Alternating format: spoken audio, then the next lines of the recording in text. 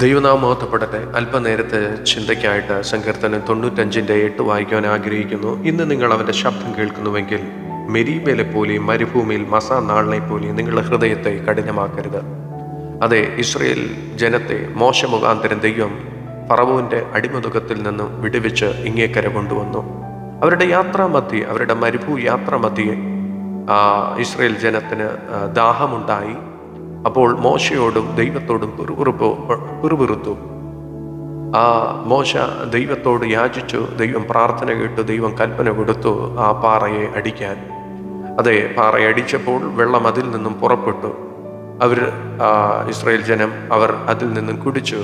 പക്ഷേ ദൈവത്തോട് പിറുപിറുത്തത് കൊണ്ടും ദൈവ സാന്നിധ്യത്തോട് പിറുപിറുത്തത് കൊണ്ടും ദൈവത്തിൻ്റെ കരുതലിനെ പരീക്ഷിച്ചത് കൊണ്ടും മോശ ആ സ്ഥലത്തിന് പേരിട്ടു മസ എന്നും മെരീബ എന്നും. അതെ, ഇന്ന് പകലിൽ എന്നെ കേൾക്കുന്ന ദൈവവൈതലേ, നിങ്ങൾ ഏതെങ്കിലും വിഷയത്തിൽ കൂടെ കടന്നു പോകുന്ന ഒരു വ്യക്തിയാണെങ്കിൽ, നാളുകളായി പ്രാർത്ഥിച്ചിട്ടും നിങ്ങളുടെ വിഷയത്തിന് ഒരു ഉത്തരം കിട്ടിയിട്ടില്ല എന്നുണ്ടെങ്കിൽ, ദൈവം ആഗ്രഹിക്കുന്നത് എന്താ? ദൈവം ഇന്ന് പകലിൽ ഈ വചനത്തിൽ കൂടി സംസാരിക്കുന്നത് എന്താ? ദൈവത്തോട് പിറുപിറുക്കരുത്. അതെ, നിങ്ങളുടെ ഹൃദയത്തെ കഠിനമാക്കരുത്. ദൈവം എല്ലാത്തിനും ഒരു സമയം കൽപ്പിച്ചാക്കിയിട്ടുണ്ട്. ദൈവം ആഗ്രഹിക്കുന്നത് എന്താ? ആ സമയത്തോളം നിങ്ങൾ വളരെ പേഷ്യൻസോടുകൂടി പിറുപിറുക്കാതെ ദൈവപാദപീഠത്തിലായിരിക്കുവാൻ. ആമേൻ, സ്തോത്രം. പിറുപിറുക്കുന്ന ജനത്തെ ദൈവം കൈവിടുക തന്നെ ചെയ്യും. ആമേൻ.